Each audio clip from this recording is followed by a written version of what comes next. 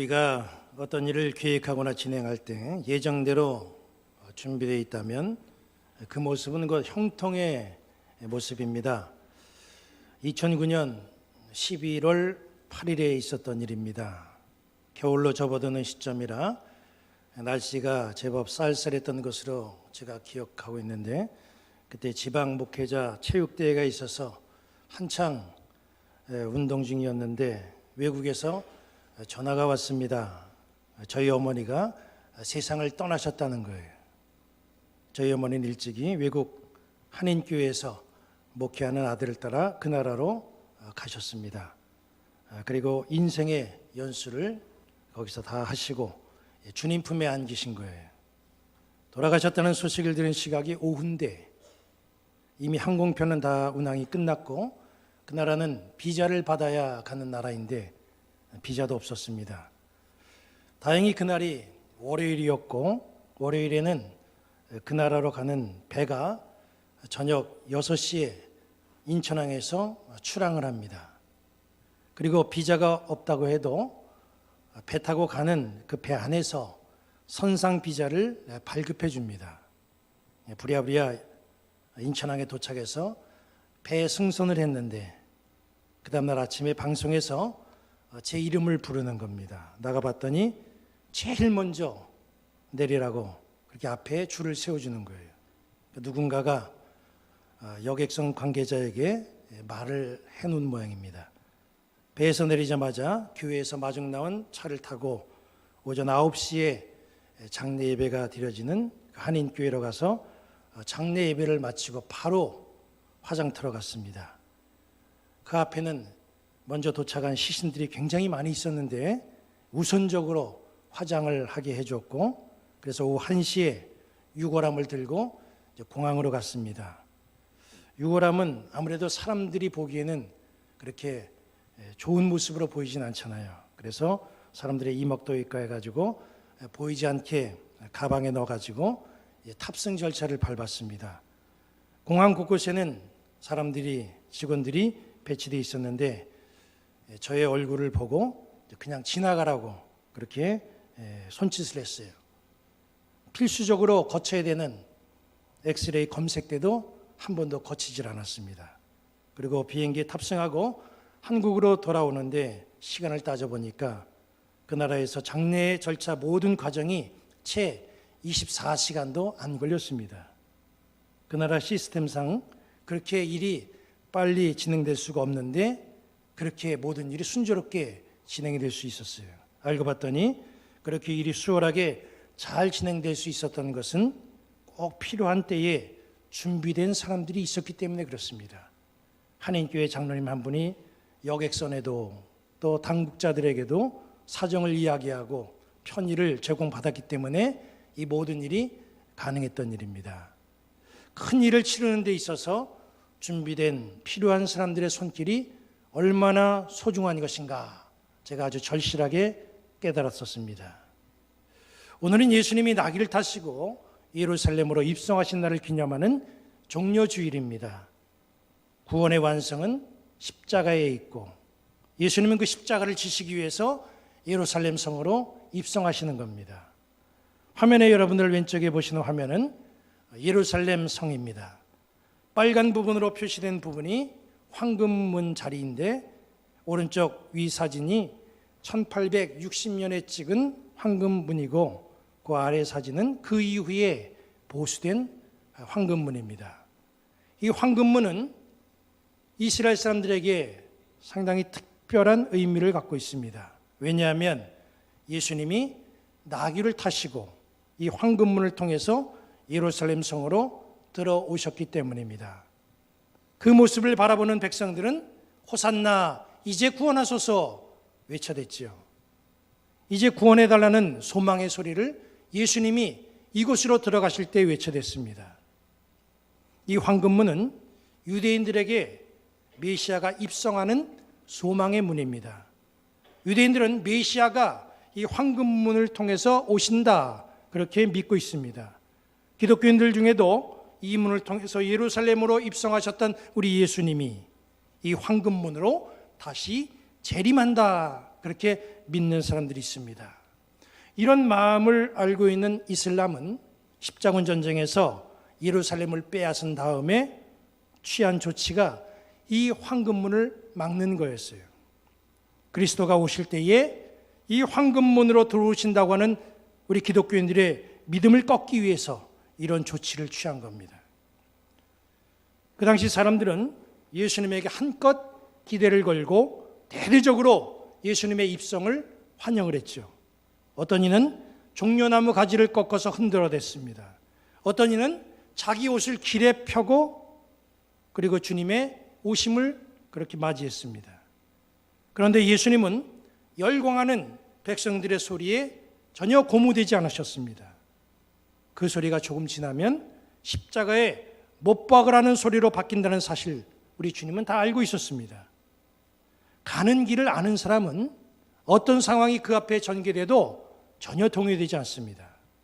마치 녹화된 드라마나 스포츠 경기를 보는 그런 심정과 똑같습니다. 예수님은 이미 하늘에서 준비한 구원 역사의 대본을 다 알고 계셨습니다. 그래서 누가 그 앞에서 어떤 소리를 해도 그 앞에 어떤 상황과 어떤 일이 펼쳐진다고 해도 주님은 그 상황에 대해서 전혀 동의하지도 않고 그 상황에 좌지우지하지 않으십니다. 다만 목표와 결과를 알고 가시는 그 길에 있어서 그 길을 준비해 주는 사람이 필요했습니다. 세상을 구원하시기 위해서 십자가를 지시려고 예루살렘 성으로 입성하시는 주님에게는 그 예수님의 입성을 잘 준비한 그런 사람이 있습니다. 우리는 본문에서 그 잘 준비한 그 사람의 모습을 보는 거예요. 구원의 완성을 위해서 준비된 필요한 사람, 이 사람을 우리가 말씀을 통해서 한번 보면서 이 시대에 나는 구원 역사를 위해서 어떤 준비된 사람인가, 이걸 좀 한번 스스로 점검해보는 그런 시간이 되기를 바랍니다. 다른 화면을 보시면 이 사진은 위성에서 찍은 예루살렘입니다.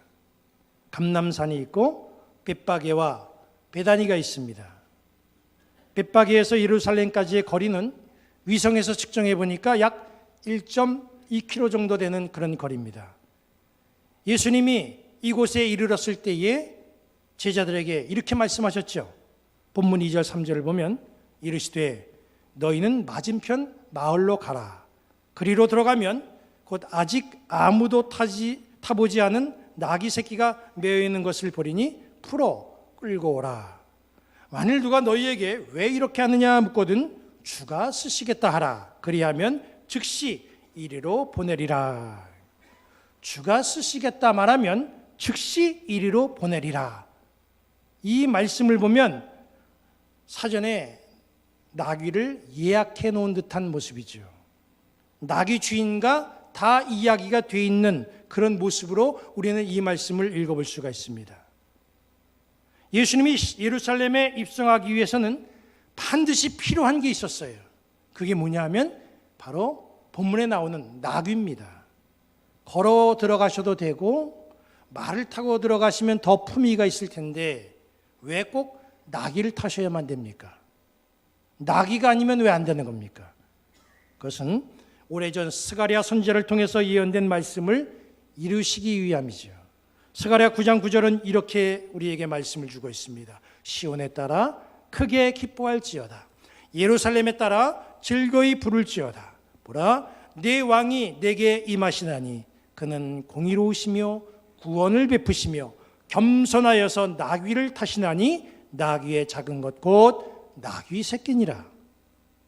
이 말씀에 대해서 마태복음 21장 4절 5절은 이렇게 재차 확인을 했습니다. 이는 선지자를 통해서 하신 말씀을 이루려 하심이라. 일러스되 시온의 딸에게 이르기를 네 왕이 내게 임하나니 그는 겸손하여 나귀 곧 멍에 매는 짐승의 새끼를 받도다 하라 하였느니라. 이 세상에서의 예수님의 사역은 하나님의 언약을 이루시는 것이죠. 하나님은 고통을 당하는 이스라엘 백성들, 그 백성들의 아픔을 다 알고 있었습니다. 그래서 그 아픔을 씻어주기 위해 그리스도를 이 세상에 보내주시겠다, 그렇게 약속을 하셨습니다. 그리고 오시는 그리스도는 나귀를 타고 오신다, 그렇게 예언자들을 통해서 말씀을 주셨어요. 그래서 예수님은 그 약속의 말씀을 이루시기 위해서 나귀를 타시고 예루살렘 성으로 입성을 하시는 겁니다. 예수님의 예루살렘 입성에 나귀는 꼭 필요한 것인데 그 나귀가 그냥 생겨납니까? 예수님이 나귀를 타시고 예루살렘 성 안으로 들어가는 일을 이루게 하기 위해서는 누군가가 나귀를 준비하고 제공을 해야 되잖아요. 주님은 그래서 이 일을 위해 제자들에게 이렇게 명령하셨습니다. 본문 2절을 다시 보면 이르시되 너희는 맞은편 마을로 가라. 그리로 들어가면 곧 아직 아무도 타보지 않는 나귀 새끼가 매어 있는 것을 보리니 풀어 끌고 오라. 만일 누가 너희에게 왜 이렇게 하느냐 묻거든 주가 쓰시겠다 하라. 그리하면 즉시 이리로 보내리라. 제자들은 예수님이 시키시는 대로 했습니다. 맞은편 마을로 가라 그래서 맞은편 마을로 갔어요. 거기 매어 있는 나귀를 보고 말씀대로 줄을 끌었습니다. 예상했던 대로 사람들이 제지를 하지요. 제자들은 예수님이 일러주신 말씀대로 그대로 얘기합니다. 예수님이 쓰시겠다 합니다. 그 말을 들은 사람들은 그 말 듣고 아무런 토를 달지 않습니다. 나귀 주인도 선뜻 나귀를 내어줍니다. 아니 뭐 기다렸다는 듯이 나귀를 그냥 내주는 거예요. 이런 모습을 보면 나귀 주인은 예수님과 교감이 있었구나 하는 것을 우리가 짐작해 보게 됩니다. 예수님을 위해서 잘 준비된 필요한 사람이죠. 우리는 이 말씀을 보고 한번 생각해 봐야 됩니다. 나는 주님과 교감을 이루며 살아가는 신앙인인가? 주님이 나를 필요로 하셔서 부르실 그때에 나는 그 부르심을 들을 수 있는 영적인 청각을 가지고 있는 사람인가? 나는 주님이 필요로 하실 때에 즉시 쓰임받을 수 있는 준비된 사람인가? 주님과 교감을 이루며 살아가는 그런 영적인 사람들 되시기 바랍니다. 주님이 부르시는 소리를 감지할 수 있는 영적 청각이 살아있는 그런 사람들 되시길 바랍니다. 부르시고 사명을 주실 때에 쓰임받을 만한 준비되어 있는 그런 성도들이 바로 여러분들이 되시길 바랍니다. 부르시는 소리도 들었지만 준비가 되어 있지 않아서 숨어버린 그런 요나와 같은 사람, 우리 중에 한 사람도 없기를 바랍니다. 주님은 시대마다 역사를 위해서 필요한 사람을 부르시고 세우시고 사용하십니다. 나는 이 시대에 주님이 찾으시는 주님이 필요로 하는 바로 그 사람인가? 우리를 한번 점검해 보시기 바랍니다.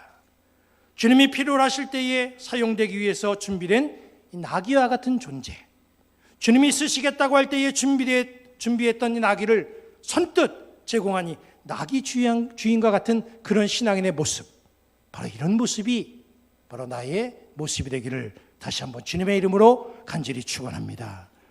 이 세상에는 나에게 꼭 필요한 사람이 있죠. 또 있으나 마나한 사람도 있어요. 어떤 사람은 있어서는 안 되는 대단히 불편한 사람이 있습니다. 아니 없는 게 더 나은 사람이 있어요. 사무엘상 25장을 보면 거기 나발이라고 하는 사람이 나옵니다. 그의 아내 아비가일이 있고 종들과 가축들도 굉장히 많은 부자인 나발. 이 사람은 그 집안의 가장임에도 불구하고 안타깝게도 그 집안에 있으나 마나한 사람이었어요. 굉장히 불필요한 사람이었습니다. 나발이 어느 날 다윗의 심기를 굉장히 불편하게 했습니다. 화가 난 다윗이 무리를 무장시키고 나발의 식구들을 모조리 죽여야 되겠다. 그리고 나발의 가정을 찾아갑니다. 나발의 종들이 그 사실을 알고 이 큰일 났다, 대책을 세우자 해서 찾아간 사람이 누구냐 하면 나발의 아내 아비가일을 찾아갔어요. 가정에 문제가 생기면 가장을 찾아가야 되는 게 상식 아니겠습니까? 근데 왜 그의 아내를 찾아갑니까? 나발의 종들은 나발을 무시한 거예요. 나발을 무시한 건 나발의 아내 아비가일도 마찬가지입니다. 종들에게 그러면 이렇게 하자 하고 다 대책을 지시한 다음에 자기 남편 나발에게는 이 사실을 알리질 않았어요. 무시한 겁니다. 이걸 보면 나발이 그 집안의 가장이면서도 얼마나 그 집안에서 불필요한, 있으나 마나한 사람인지 우리는 금방 알 수가 있습니다. 이 세상에 정말 불쌍한 사람은 아무도 자기를 필요로 하지 않는 사람, 그 사람이 불쌍한 사람이에요. 주님의 십자가 길에는 필요한 것들이 있었습니다. 주님은 이미 필요한 것들을 다 눈여겨봐 두셨어요. 예수님이 제자들과 나누는 마지막 만찬의 경우도 마찬가지입니다. 예수님은 십자가의 길을 가기 전에 제자들과 마지막 식사를 해야 되는 예정된 그런 스케줄이 있었습니다. 그런데 그 스케줄을 위해서는 또 준비되어야 될 것이 있었고, 그건 이미 예수님이 다 눈여겨봐 두신 것이 있었어요. 만찬을 위해 꼭 필요한 장소 눈여겨보신 것이 있었는데, 마가복음 14장 13절부터 16절은 이렇게 말씀하고 있습니다. 예수께서 제자 중에 둘을 보내시며 이르시되 성내로 들어가라.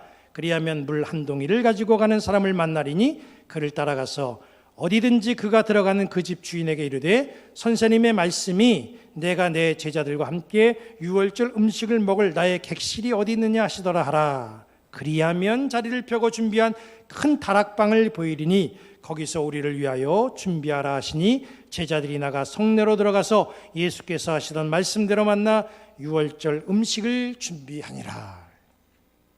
예수님은 예루살렘 성 안에 식사하실 장소를 미리 다 생각해 두고 계셨어요. 그리고 아주 구체적으로 그 장소까지도 다 언급해 두셨습니다. 예루살렘 성 안에 들어가면 물동이 가지고 가는 사람이 있는데 그를 따라가면 만찬을 한 큰 다락방을 너희들에게 보여줄 것이다. 거기로 안내할 것이다.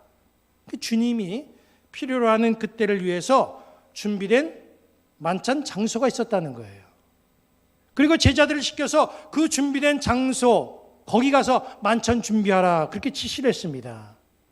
나귀에도 마찬가지예요. 나귀 문제도 예수님은 어린 나귀를 눈여겨보신 거예요. 그리고 필요한 때에 그 준비된 나귀를 사용하신 겁니다. 우리가 상품 진열대에서 혹은 홈쇼핑을 하기 위해서 거기를 쳐다보다가 마음에 드는 물건들을 발견할 때가 있죠. 그런데 눈여겨봐둔 물건은 그렇게 쉽게 머리에서 사라지지가 않습니다. 지금 당장 그 물건을 살 수는 없어도 언젠가 기회가 되면 그 물건 사야지. 우리는 그런 마음을 갖게 돼요. 눈여겨본 것은 우리에게 그런 마음을 갖게 합니다. 주님은 우리를 바라보시는데 어떤 눈으로 바라보시는가? 눈여겨 바라보신다는 거예요. 우리는 그런 예수님을 의식하면서 준비된 모습으로 살아야 됩니다. 요한복음 2장에 보면 예수님이 나다나엘과 대화하는 내용이 나오죠. 예수님이 자기에게 다가오는 나다나엘을 보시고 이렇게 말씀하셨습니다. 이 사람은 참 이스라엘 사람이고 그 속에 간사한 것이 없다. 그 말을 들은 나다나엘이 예수님에게 깜짝 놀라 묻지요. 어떻게 나를 아십니까? 그때 예수님이 대답합니다. 나는 내가 무화과 나무 아래에 있을 때에 보았다. 나다나엘은 예수님을 의식하지 않고 그렇게 인생을 살았지만 예수님은 무화과 나무 아래에 있었던 나다나엘을 눈여겨보고 계셨다는 거예요. 다 보고 계셨습니다. 주님은 우리도 눈여겨보고 계십니다. 주님은 나를 어떻게 바라보고 계실까? 나에게는 주님이 필요로 하는 쓰임받을 만한 내용이 과연 무엇일까? 주님은 나의 어떤 부분에 매력을 느끼고 계실까? 주님의 마음에 담아둘 만한 나의 소중한 모습은 과연 무엇일까? 주님께 내가 강렬한 인상을 심어줄 수 있는 것, 그것이 무엇일까? 우리에게는 주님이 눈여겨볼 만한 내용들이 필요합니다. 주님이 필요로 하는 준비된 그런 사람이 되시기를 바랍니다. 그래서 이 한 주간도 주님께 멋지게 쓰임받는 나귀와 같은 일꾼 되시기를 주님의 이름으로 간절히 축원합니다. 이제 우리 모두 자리에 서련하셔서 찬양하시고 축도하며 예배를 마치겠습니다.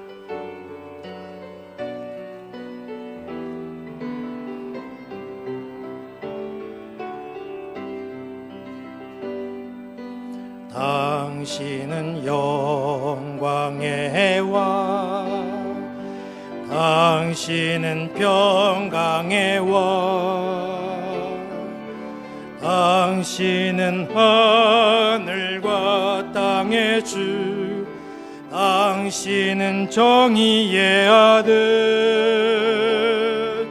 천사가 무릎 꿇고 예배하고 찬송하네.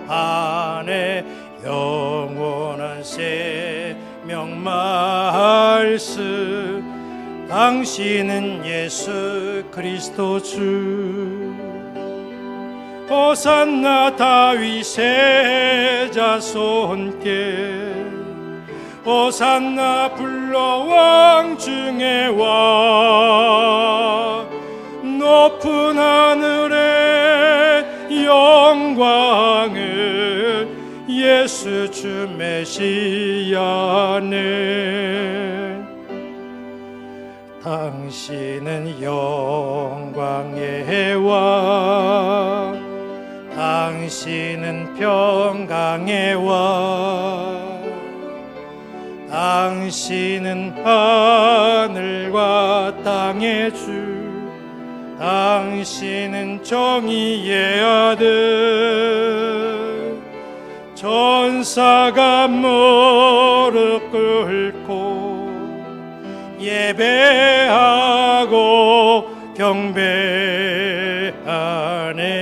영원한 생명 말씀, 당신은 예수 그리스도 주. 호산나 다윗의 자손께, 호산나 불러 왕 중에 왕. 높은 하늘의 영광을 예수 주 메시아네.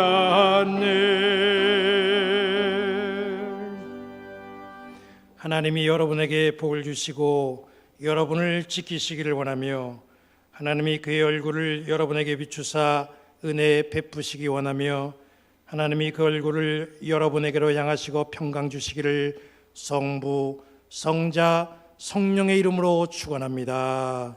아멘.